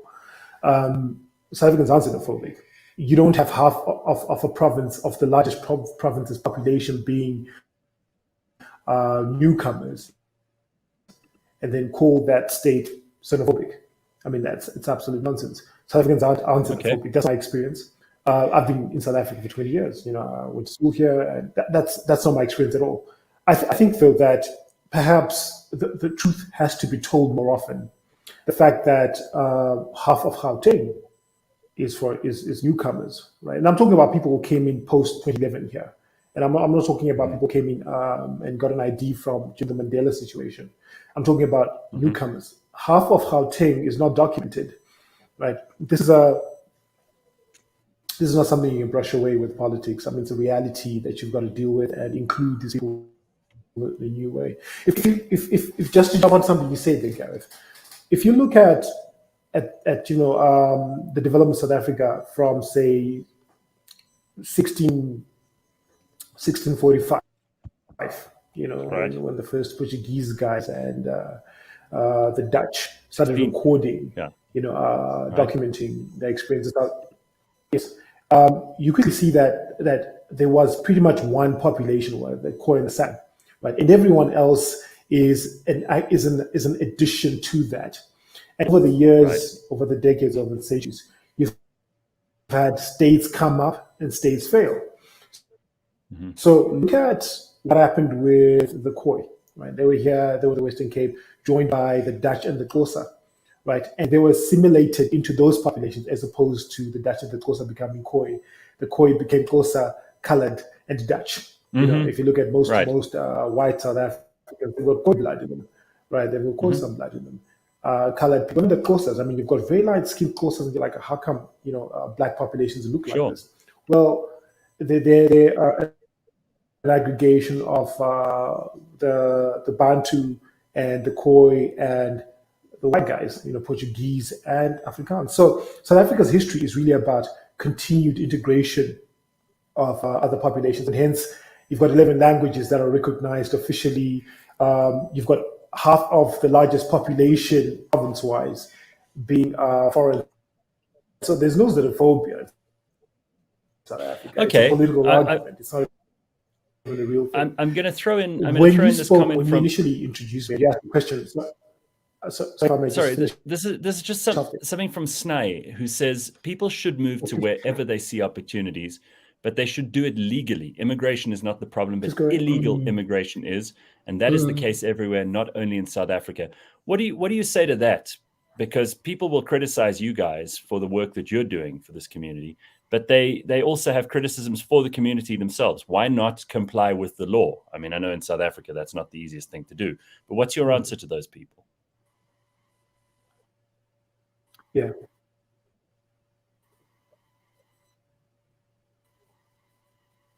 Right.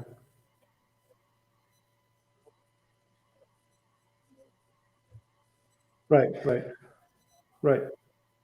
Well, I'll tell them that the law Southern Africa was broken by colonialism. The line they drew to divide Africa into what they saw fit for their resource agenda, you know, mining and agriculture, whatever it is, right?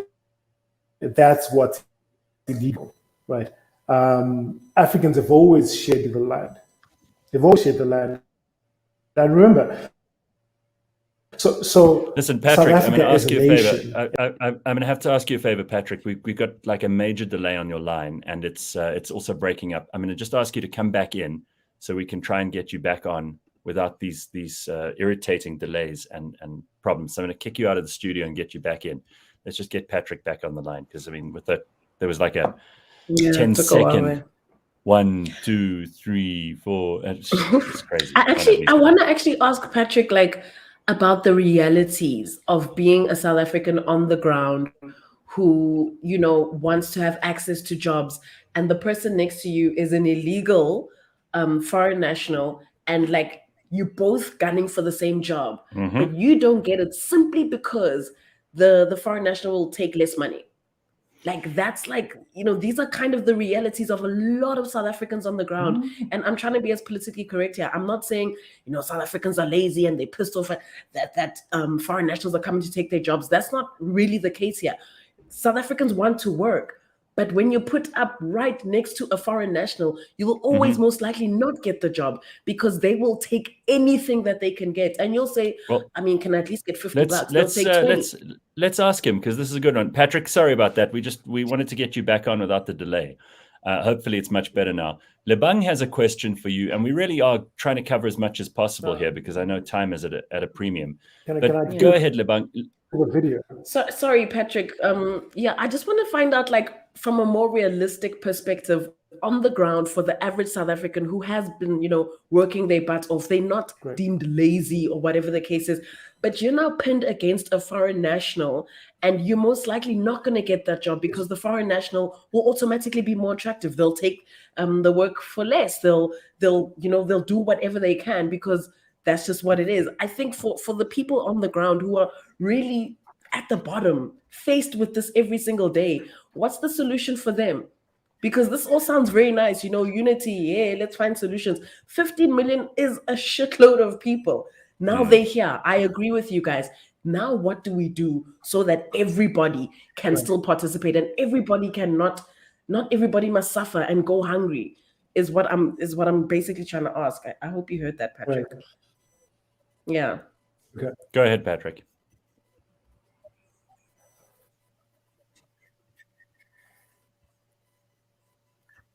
Okay. No, I got you. I heard you well. I don't get. Are you okay with the stream right now? Is it? Yeah, it's fine. It's fine. We'll handle it. We'll handle it. It's good. Carry on. I think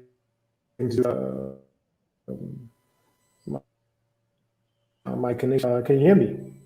Yeah, it's still delayed, but right. it's fine. So what you're asking right now is what do you do about unemployment in South Africa, right?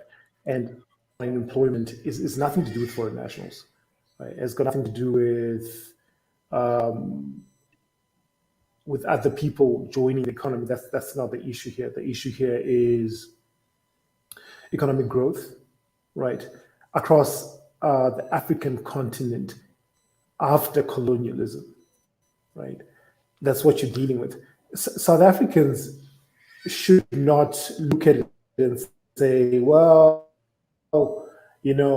there's only bad coming out of the growth in population numbers. So two things I'll point to. So the first thing is, I think what something Gareth had alluded to at the beginning of the conversation. So the first thing is foreign nationals or newcomers have a strong contribution, right, particularly to the lower end of the population in terms of the economy, right, low income.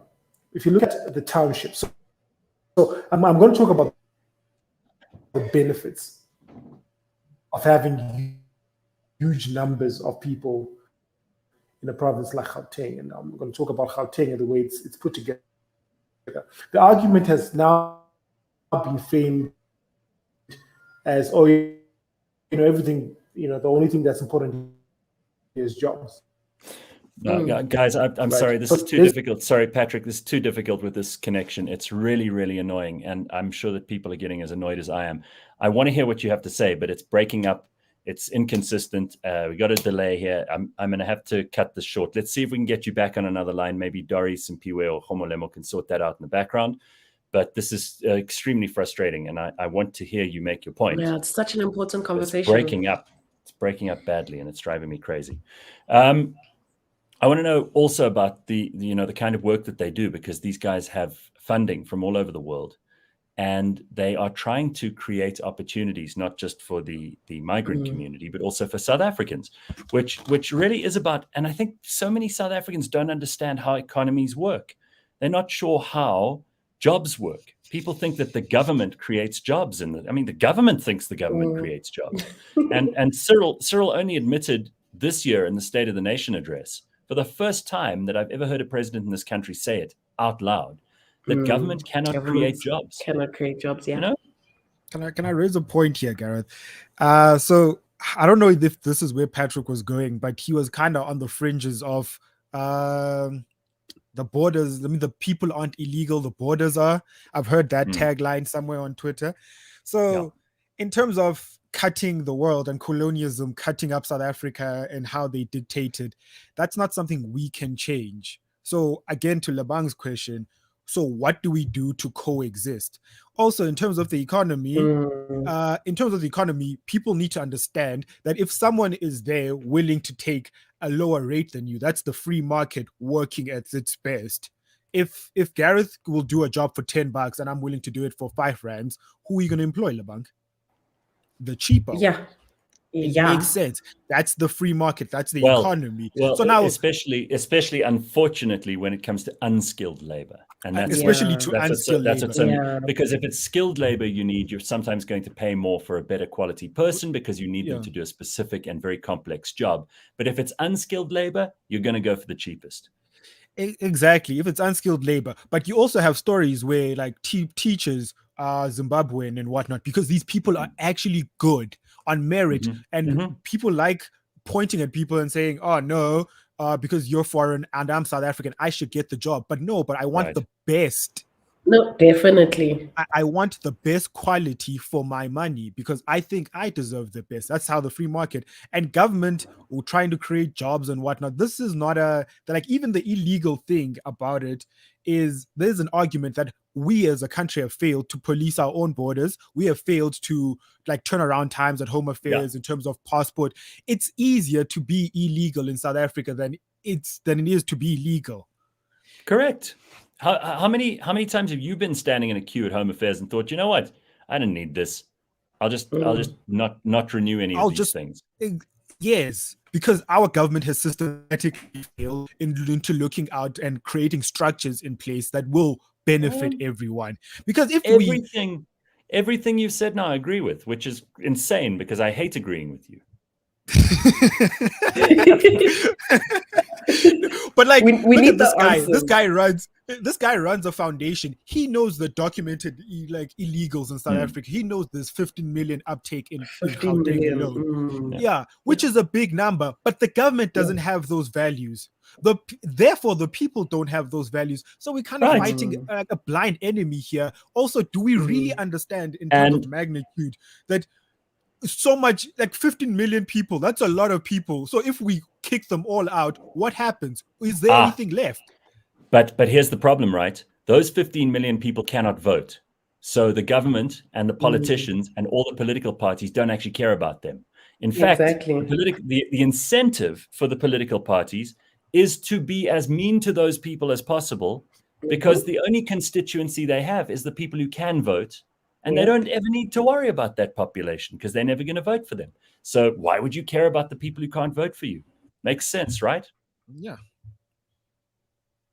Anyway, let's see if we can get Pat. I'm gonna try one more time with Patrick here because we've got some very important questions to still cover. Patrick, sorry about that. Let's just see if we can get you back on the question of economic growth and about these borders that were created. Go ahead. Yes. All right, cool. I hope this connection's better. I'll just keep the camera off and work off the audio. That's okay. Yeah, cool. Right, great. Cool. So I can't remember where exactly we were, but I think the question was, what do we do about the jobless and the impact of And I don't think it's anything to do with immigration. It's a problem about economic growth across Southern Africa, right? What happened after colonialization is that Black governments were left with having to deal with the integration of significant number of newcomers to the job market, right? This hasn't been resolved in South Africa, nor is it in Zimbabwe or anywhere else. And so for South Africans to put it on their government or other, entrance into the market, right, is incorrect. It's just a political ploy. It's not even real. Patrick, sorry, gonna have to end this. I apologize again, dude. It's this is such important stuff, but I just cannot have these delays and things, and your connection is awful. It's almost like you're using a Somalian connection. Tough. Gareth, it's not even 8 o'clock yet. I know. We'll get him on it again. I just really don't want us to. I don't want us to mess around with this. And you're only hearing every third word, and there can be massive amounts of interpretation that go awry in a situation like this. And Patrick has well thought through arguments that he would like to present. I'm not going to let him do it every third word because there's a bad connection. So let's just leave it for now. We'll hopefully be able to pick this up with him at some other point. But it is interesting that people are getting very heated in the comments. You people are annoying as fuck, says Babazi. This free market you speak of, why does it only apply to South Africa? This is the one country where all unskilled jobs must go to foreigners. So that's making your point, Liban. A free market doesn't exist anywhere in the world, says Alice. Well, it's still something to aim for. I mean, true democracy doesn't exist anywhere in the world, but it's still a better system than all the others. What would you like to replace it with? Central control? Would you like the government to determine the prices of everything? Because they've tried that before. I mean, that's Alice and Babazi. What is the solution? As compared to what, guys? Like, it's fine for you to criticize the free market, but it is the single biggest factor in bringing people out of poverty in all of world history. It has created the only more tool we have. So what would you like to replace it with? Alison Babazi, I'm interested in your answers to that question. See if you have a good answer for it. And we can Operation Tudula. Is that what you're thinking? Well, listen. No. That's not my answer. I'm just thinking, well, go back home. I don't know. Jeez. But there is an argument to once we start dudularing everyone out of everywhere, then where do we all go? Do everyone come back? Like, does everyone come back? Yo, my English just went and dudulared out of the. Does everyone come back? But does everyone come back to Africa? Say something. Sorry, I just want to quickly say, I just remembered something that an Uber driver told me. So I don't know if this is credible, but it's an Uber driver. So he was like to me, imagine you have a home and in your house, you obviously want to feed your family. If your cousins and your aunties and their friends all came over, would you feed them first or would you feed your family first? And I sat there, I was like, okay, Mr. Uber driver, go on. And that's kind of the comparison that he was making to the countries, that we have so many South Africans living in poverty, so many who are not lazy, who just want to eat, guys, but they just won't eat because the aunts and the uncles and the cousins and the what-whats from surrounding and neighboring countries are in their home eating. Thank you for coming to my TED Talk. Think about that. All right. You know what? I'm going to call this Parliament to order this morning, because we're not going to solve any more problems without Patrick being part of the argument. Yeah, and I don't want as much as there's been. I mean, Bakh'abantu's made some really interesting points, Lebang as well, as have many people in the comments. People I agree and disagree with, but it is interesting to see how much this gets all of us fired up. It's something that's very close to home for a lot of South Africans. It's something that bothers many people. They're thinking about it every day. It is not some theoretical thing that's out there that's, at an arm's length from everyone's life. This is stuff that is genuinely in the way of some people's idea of what progress should be. And in other people's idea, it is precisely what progress looks like. So we will never solve these problems on the show without having more input from the information that people like Patrick can give us. And we'll try to get him back. I'm sorry about the connection being so shit. It's always annoying when technology lets us down, but hopefully we'll be able to sort that out. Snae says, we dudula people to their countries so that they can make a difference there. Well, some of these people have not been trying in vain to do that. Some of them are refugees. You can talk about economic refugees, which is a whole different category, but a lot of these people are political refugees. They've actually run away from death. There is someone who is trying to kill them in many of these places. There are wars, active wars that people are engaged with in some of these places. And I know there are going to be opinions from people on both sides of this argument, the open borders people who I think are crazy, and the people who are like xenophobic as hell, who are also crazy. Somewhere in between, we've got to find a system that works. And I love the fact that we can discuss it here. But Sanele says, thank you for the auntie's lecture, Prof. Lebang. That's probably where we're Anytime. All right, everybody, have a happy day. And we will see you tomorrow morning at 6 a.m. bright and early. Be good. Bye. And Nice. Be good. Try to be good and nice. You don't have to, but if you can, that would be great. Try. Yeah. Also, like and subscribe. Yes. Please do the whole thing. Please, Bakh'abantu, please do it for us. It's your turn. Oh, you always forget this and then I get into trouble. Go ahead. Please like and subscribe. Watch our other videos, Blind Histories last week. It was all great. I also have a Jesus episode for all you religious fans. Look at the thing. It's up on the screen.